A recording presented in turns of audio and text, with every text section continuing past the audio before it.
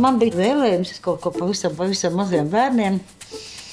Es teicu, ko tad jūsu bērni lasa un kas viņiem patīk.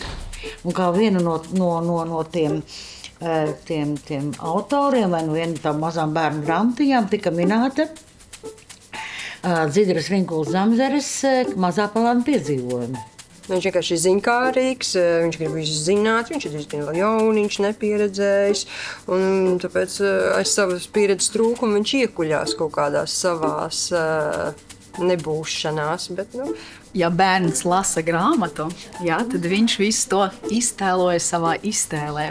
Bet šeit, ko mēs darām, mēs to visu stāstu atdzīvinām. Izrādes stāsts ir notikumu virkne, kas seko viena otrai, un tad, lai to tā labi parādītu, lai nomainītu ātri vides un būtu interesanti bērnam, mēs izmantojam kodoskopus un ēnu teātri. Bija ideja, ka varētu būt Lelles un Ānas, un beigās mēs ieraudzījām, ka tas viss, kas notiek ārās, ir ārkārtīgi interesanti un pie mums nepārāk izmantots paņēmiens. Mēs palikām tikai pie ēnām, un mūsu Santa Diģis sāsta to pasaku. Ja bērns ir daudzonīgāks, viņam noteikti patiks tie nedarbi, vai ja bērns ir rāmāks, viņš sekos līdz notikumam un sev uzdos jautājumus, kāpēc tas ir tā, vai kāpēc tas ir šādi un tā.